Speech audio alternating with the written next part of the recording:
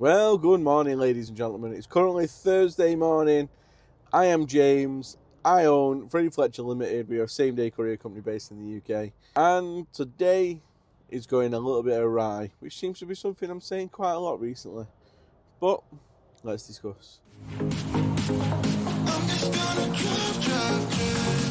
You may notice that, the van's all lit up. The engine's not running. Traffic flying down the motorway the other side, and that's because for the last hour I have been stationary on the M6 at Stafford because there seems to have been an accident ahead. Now, what do I do in this situation? Well, as soon as we came to a halt and I checked Google to see what was going on ahead, realised there'd been an accident. So I texted my customer and said, right, I know I said I would be delivering between 8 and 9, but it's going to be later because I'm stuck on the M6. Told them what was going on, where I am, etc.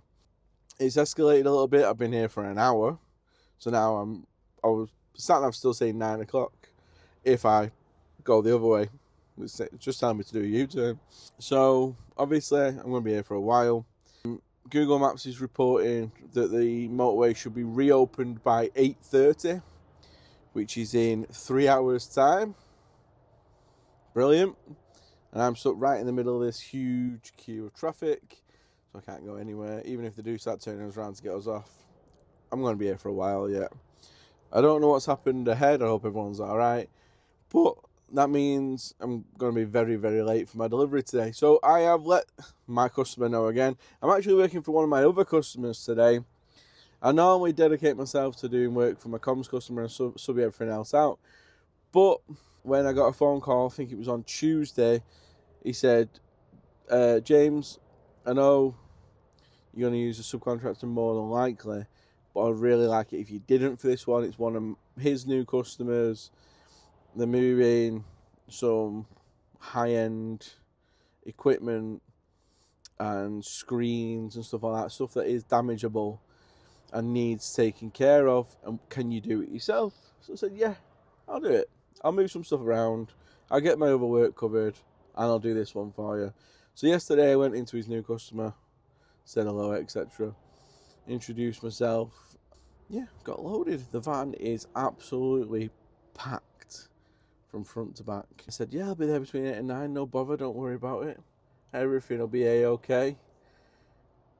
Gonna be late. So, yeah, it's currently 5:30 in the morning. Let's see how long it takes to get us out of this traffic. Well, it looks like I might not be waiting as long as I thought. It's only been 15 minutes since that last clip. So, an hour and 15 minutes I've been waiting. But, the gantry's saying they've reopened one lane. And I'm moving over, everyone's moving over to the outside lane, which is the lane that's open, which I'm already in. So, fingers crossed. I just bunny hopped my van around because I was in the wrong gear. I'll admit to that. I'm an idiot. Thank you. I think people must have been out of their vehicles wandering around because all the gantry poles say return to vehicle. I did that once a couple of years ago, well, more than a couple of years ago now, probably like 10 years ago. I got stuck on the M6, been there for about 3 hours. It was when I worked for the old company, and one of the other drivers was about a quarter of a mile ahead of me. I got bored, so I walked down to him. I got there, stood talking to him for like 10-15 minutes, and the traffic started moving. I had to leg it back to the van. We moved about 15 yards, and that was it. And then sat there for another 3 or 4 hours. It wasn't actually that far ahead of us, this accident. I thought it was a bit further ahead. Coming up on a hell of a lot of emergency services. Like, bloody hell, why is that? Oh, gosh. So, there's sections of the M6 near Stafford where there's like a curved grass slope and then there's a big, massive, long fence. Yeah, there's a wagon in the fence. How have you got over there? Oh, wow. Oh, that was not a good accident. They've only got 3 lanes shut because they've got 2 heavy wreckers in the middle lane. I'm assuming they're going to try and winch it out backwards, but it is in a very bad state, that wagon. I don't know what's happened. I don't know whether it's collided with something else and it's gone off the road or drivers nodded off or something, but unless someone sideswiped him and shoved him over there, but it doesn't look like there's any other vehicles involved. There was no sign of any other vehicles. It just looks like the wagon's gone off. He took out a load of guardrail as well. Not good, not good, but we're moving again. And I'm saying 5 to 9, so I'm still in my time. Instead of deliver between 8 and 9. Obviously, I'm probably going to hit London and not get there on time, but that's not my fault. Oh, London. Believe it or not, I used to go to London quite a lot, and this year so far I've only been inside the US twice. And both times I've received fines. So actually, because I put a private plate on the van in January, I think it was. Well, the start of this year or Christmas, I can't remember. I think it was the start of this year. It took the City of London a long time to realise that the reg had been put on a Euro 6 van. It actually took me telling them. So they sent me a fine through, and I was speaking to one of the lads. I was like, "Oh, I got a fine the other day. US." And he was like, "You can't get a US fine. You're in a Euro 6. You muppet." I was like, "Oh yeah, I completely forgot." Poof, brain's not working. So I contested it, and it said it could take like 14 to 21 days to get back to you or something like that. And I didn't hear anything. And then 2 weeks later, I got another one for a different date. US fine. I thought, they're not listening to me here. So I ignored that one for a week or two, and I thought, I've got a certain amount of time to contest it. And I got home and I got a letter from him saying, "Oh, this fine and this fine have been taken down because you drive a Euro 6. We've now updated your details that this registration is a Euro 6 vehicle." Surely, if the bleeding DVLA can do it on the same day, and car checking apps on my phone can do it on the same day, why can't your system do it on the same day? Why did it actually take over a month and a half for you to recognise that that plate is for this vehicle? It didn't make any sense whatsoever. Right, let's crack on with our day. Let's get to London and let's get these screens delivered. Woo. Well, I'm stationary on the motorway again, but nobody else is. The Luton's let me down again. Customers been notified. AA are on the way. I'm priority, obviously, because I'm on the side of the motorway. Engine does not like me. So what happened? I was in the middle lane of the M40. Well, I was in lane 2 of 4 of the M40. And it just went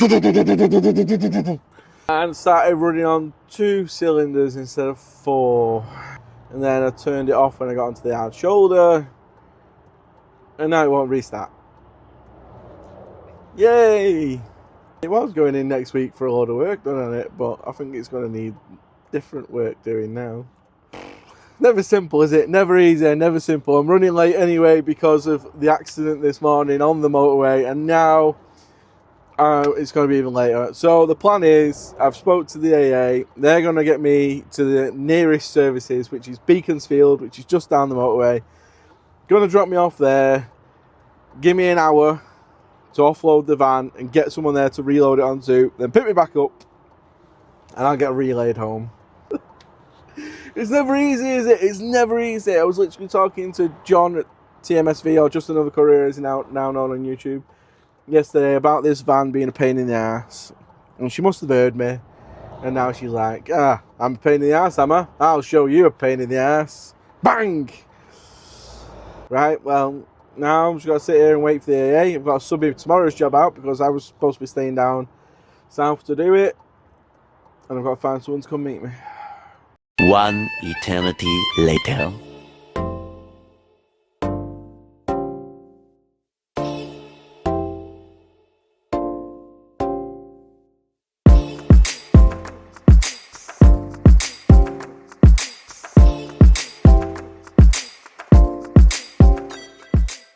Hello, me again. So I broke down at 10 past.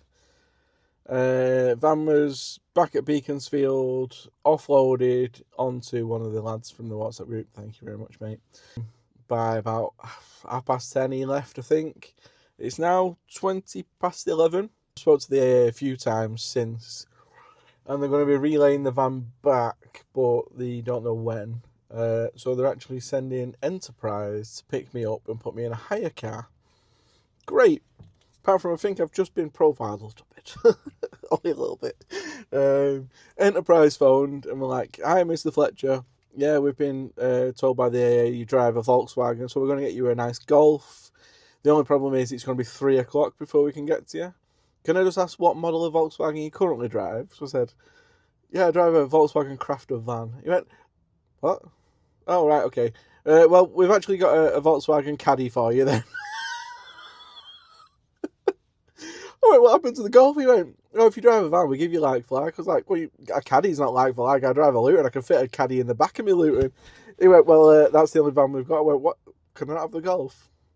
"No, we'll get the Volkswagen Caddy to you for 3 o'clock. Cheers. Thanks, guys. That's great. So, yeah. I've got another, 4-hour wait.